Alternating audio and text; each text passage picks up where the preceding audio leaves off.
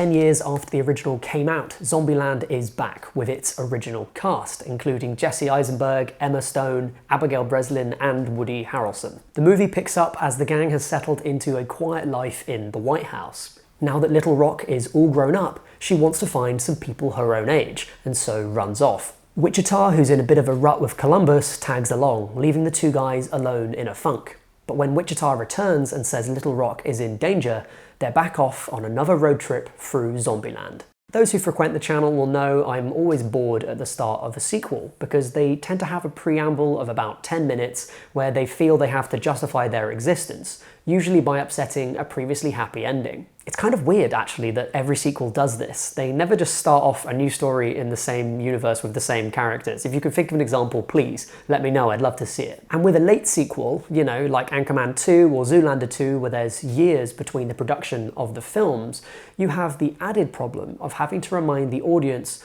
what actually happened in the original movie, as well as explaining any changes, even off-screen ones, like everyone in your film now having an Oscar nomination. Well, here they avoid the latter problem and hit the former one head on. When we meet up with the gang, Columbus and Wichita are a couple, and Tallahassee has thrown himself headfirst into being a father figure to Little Rock. This of course cannot stand. We need some strife, no matter how artificial, to motivate a sequel, so the two women leave. The Little Rock story makes some more sense. She was young enough in the original that she's experienced the most change in the time jump, just simply by growing up. So it makes sense that her motivations and her needs have changed as well. Wichita's plot, on the other hand, is pretty arbitrary, and it shows in Stone's performance. She obviously finds this all a bit phony. So what next? After a split between sisters, Wichita, Tallahassee, and Columbus set off to find Little Rock, with the newly acquired Madison in tow. Madison is a new character, and she's just fine. Her main identifying feature is that she's dumb, so if you like airhead jokes, you'll enjoy an extra half hour of them here. The gang's road trip destination is Graceland. Now, if that sounds like the other sequel trope, just retelling the same story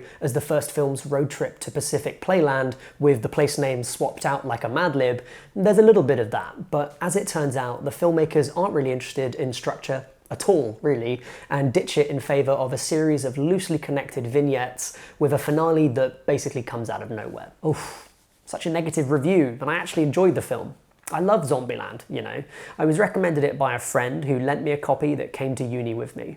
And we had bad Wi-Fi in my halls, and this is ancient history, so before Netflix streaming, and we watched the film a lot. I had low expectations for this. Every other late sequel I've seen has been a failure, and the Zombieland TV pilot didn't exactly give me high hopes. What I can happily report sets Zombieland Double Tap apart from the other dire late sequels is that it's actually fun.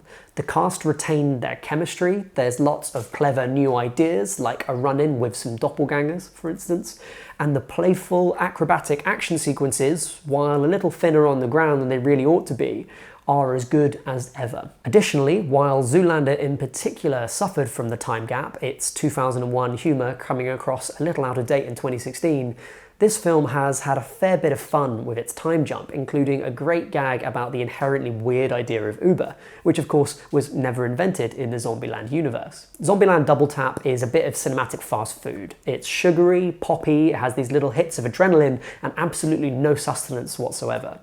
Now that just about passes muster in a 90-minute comedy, which breezes through its runtime on the strength of its many laughs and not much else. Much better than Anchorman 2, a little worse than 22 Jump Street. That's it from me, but if you've seen the movie and want to chat about its various pluses and minuses, let's talk in the comments down below. Have a good one, bye for now.